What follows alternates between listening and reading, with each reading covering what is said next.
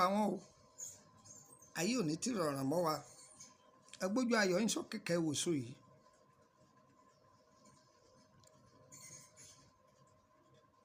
àwọn bàbá wa wọ́n fún un lẹ́kọ wọ́n á máa pè é ní bẹ̀rẹ̀ fúùtù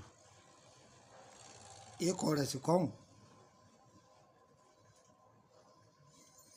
àwọn òyìnbó á máa pè é ní shower shop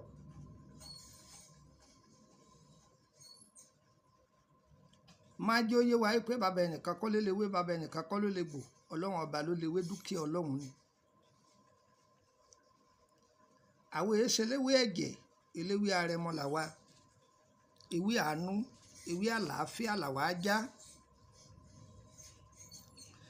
téèyàn kan bá sọ fún ọ pé òun mú oògùn já géńgbé tí èlé lòun jẹ́ tó bá fẹ́ mọ̀ bó lóògùn lóòótọ́ ẹni láwájá ọyá jókòó bó ṣe jókòó fún wa ní oògùn ìwòsàn 40 tí ó bá ti lè ká ọ̀lẹ ni ọ̀gbọ́ ọ̀lẹ ni ogun náà kọ̀rẹ́ yàrá ẹlòmíì gan kò lè dájà ìwọ tó lè dá fowó ọbẹ̀ ẹlẹ́ tọ́nù náà gbé sìgìdì káàkiri ọ̀rọ̀ sìgìdì lélẹ́yà bí ó ṣe dáa fún ọ kọ gbájúmọ́sẹ́ rẹ̀ kọ bẹ ọlọ́run kọ́nà rẹ̀ ọlá bẹ́ẹ̀ ń ká lọ jàre ẹjẹ́ adára wa lẹ́kọ̀ọ́ lórí èso yìí àwọn onígẹ̀ẹ́sì a máa ní wọn ní artificial drug ó wà natural drug ó wà ẹ̀rí léyìí natural ni èyí tó tọwọ́ ọlọ́run wá ni gbogbo àwọn ewéko tí ń bẹ nínú igbó dúkìá ọlọ́run ni ń tọ́ ọ̀bá mọ̀ nípa rẹ̀ ni à á wádìí fún un ni èso yìí àtewé rẹ̀ gbogbo ohun tó wà lára rẹ̀ kódà ikọ̀ tá a bá máa pè ní miracle fruit iṣẹ́ ìyanu tí ń bẹ lára rẹ̀ kì í ṣe kékeré ṣe rí tẹ bá wá èso yìí ń bẹ lọ́jà o ápù nìkan làwọn èèyàn wa máa jẹ èso pọ̀ nílẹ̀ tó yẹ kẹ́ ẹ máa jẹ pàpáyà nìkan làwọn èèyàn máa jẹ tí ṣe pọ̀pọ́ èso pọ̀ nílẹ̀ tó yẹ kẹ́ ẹ máa jẹ ẹ gbádùn mi ápù yẹn làwọn èèyàn wa ní Kútọ́nù ń pè ní pọ́ọ̀mù wọn ní pọ́ọ̀mù ṣẹ́rí tó bá dàbẹ́ nǹkan pé èèyàn bá máa rí i pé okun àtagbára òun kò kún tó gbìyànjú kó máa jẹ èso yìí ó ti jẹ ọrọ̀ títínú rẹ̀ yẹn máa jẹ dáadáa ìwọ bẹ èkú ẹ̀yìn ara rẹ̀ kó gún yọkọ́rọ̀ nú ẹ̀ ọ̀gbádùn mi yọkọ́rọ̀ nú ẹ̀ o lè dá sórí ògì mẹ́mọ̀gì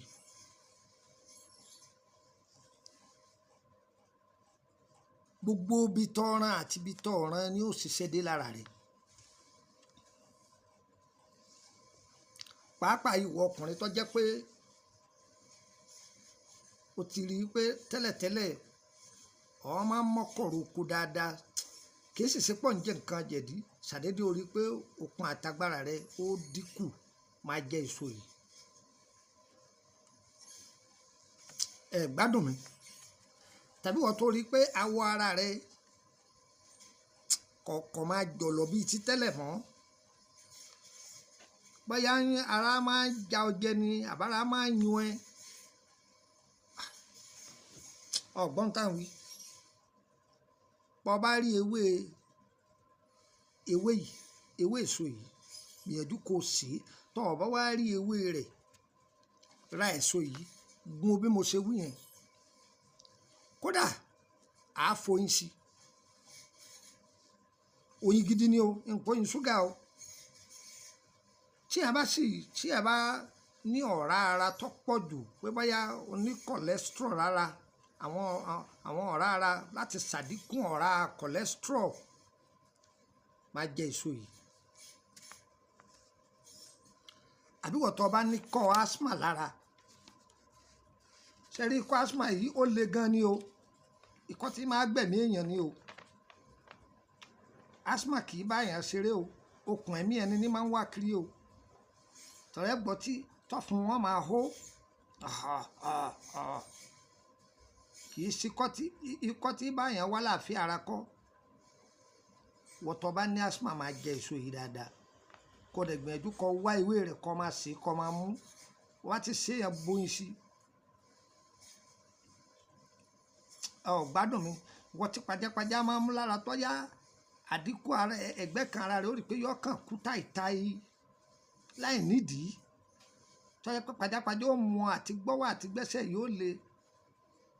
lọ́wọ́ atalẹ̀ tá ń pè ní garlic àbí tá ń pè ní ginger, gun papọ̀ mọ́ èso yìí, foyín sí, máa fi mu ògì gbígbóná.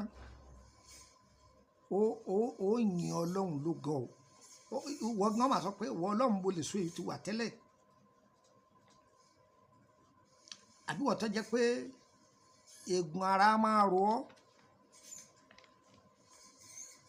eegun inú egungun ní máa ro ọ́, máa jẹ èso yìí. Wọ́n tó bá lẹ́jẹ̀ ríru máa jẹ èso yìí. Ọ̀gbọ́, wọ́n tó bá ní àrùn ẹ̀dọ̀ àti àrùn ọkàn, kidney and liver problem, máa jẹ́. Gún èso yìí pọ̀ mọ́ atalẹ̀, foyín sí, máa mọ̀ ògì gbóná. Ọ̀gbọ́, ó dúpẹ́ lọ́dọ̀ Ọlọ́run. Ṣé àmọ́ páwọn ẹnu mi ń bẹ tó yẹ pé tí wọ́n bá ń rìn díẹ̀ yọ rẹ̀ wọ́n, tí wọ́n bá ń rìn díẹ̀ yọ rẹ̀ wọ́n, wọ́n kà máa ń bọ̀ lọ́jọ́ orí rẹ̀ dé. Máa jẹ èso yìí, èso tó ń wò yìí, èso tẹ́ ẹ ti mọ̀ tipẹ́ ni. Gbìyànjú kó máa jẹ́ kó fi atalẹ̀ sí, ginger.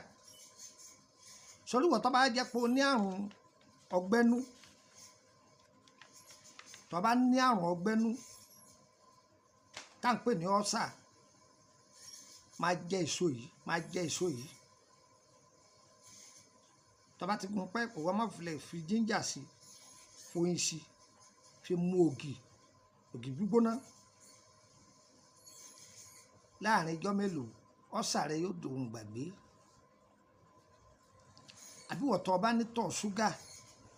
diabetes, Ọlọ́run o, máa jẹ èso yìí, ó dúpẹ́ lọ́dọ̀ Ọlọ́run. Dúkìá Ọlọ́run ní bàbá mi kọ́ lónìí o, èmi kì í kọ́ mo gbìn o, àbá aláyé ni. Èso yìí àbá aláyé ni, kó sì lè wúlò fún wa, lẹ́lẹ́dùà ló fi gbìn kalẹ̀ fún wa. Èmi wí tẹ̀mí bó wù ọkọ̀ ọgbọ́n o, kọ̀nà olówó o mẹ́wúrẹ́ lọ ilé ẹnìkan bẹ́ẹ̀ lọ màgùtàn lọ o, kọ̀ọ̀kan bọ́ sọ́jà kò ní wọ́n ra ṣáwá ṣọ́ọ̀pù ni o. Ọ̀tán tàbẹ́ni tí ẹ bá rọrùn sùn dáadáa máa jẹ èso yìí dáadáa, máa jẹ, kò fi ginger sí, kò fi mu ògì tó gbóná, kára rẹ̀ ó wọ́ọ̀mù, ó dúpẹ́ lọ́dọ̀ Ọlọ́run ọba tó dá o. Orúkọ mi ni Lukman ọmọ Ẹ̀dáre, lẹ́ẹ̀kan sí bàbá ọgbọ́n ọmọ ọ̀dọ̀ àgbà.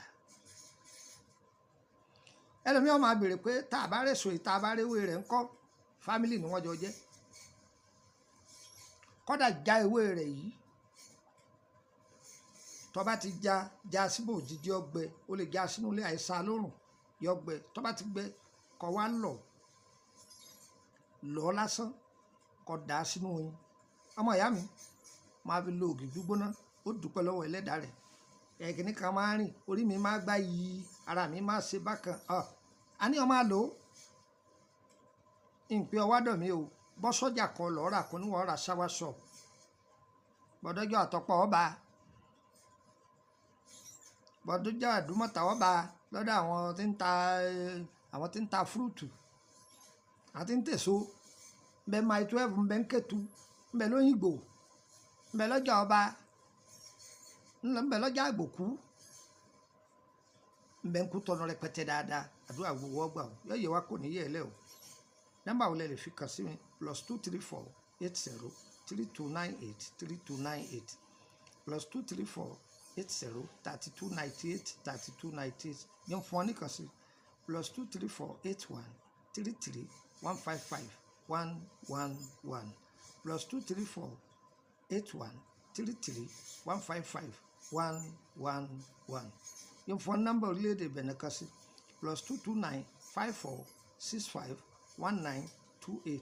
+229 54 65 1928 ìtọ́jú àrùn ara ni lánàá tewé àtegbò ẹ kàn sí wa má gbọ́rọ̀ àfọ̀ṣẹ déwájú mi o má gbọ́rọ̀ ògùn bọ́n déwájú mi o ohun tí ẹ bá ti sáré má gbé déwájú mi o ìtọ́jú àlàáfíà ara ń tá a wà fún un ìtọ́jú kí ni mo pé àlàáfíà ara ń tá a wà fún un gbogbo àwọn ṣẹ́ka láti filẹ̀ látọjọ́ títí pé ni ìfẹ́ ká bá yín mójútó ni àbá yín mójútó ẹni àbá yín gbé ohun díẹ̀ tiẹ̀ ẹ̀yin lẹ́sànwó rẹ̀ ẹni mọ́tò àbá yín gbé ẹ̀yin lẹ́sànwó rẹ̀ tí ẹ bá ti pe nọ́mbà mi tí ò lọ ìsìn lórílẹ̀‐èdè Nàìjíríà mọ̀ ń tẹ̀ mọ́ wa létí o ẹ pe WhatsApp call mi yọ wọlé tẹ ẹ bá wá tí ń pè mí bọ́yá àǹtí ìgbé kọ́ yín ẹ má fi ṣèbínú o máa ń bí sí díẹ̀ yọ yẹ wa o kò ní yẹ ẹ lẹ o á dára fún wa o mo ta abẹ́lẹ̀ Elédùà ṣe o èyí tá a fẹ́ Elédùà yóò lè jìnnà sí wa tọ́ba dọ́wọ́ rẹ̀ má dé mọ́lẹ̀ ẹpin ẹjọ́ kárí kákò orúkọ mi ní Lukman láyé kan sí bàbá ọgbọ́n ọmọ ọ̀dọ̀ àgbà ire kàbìtì.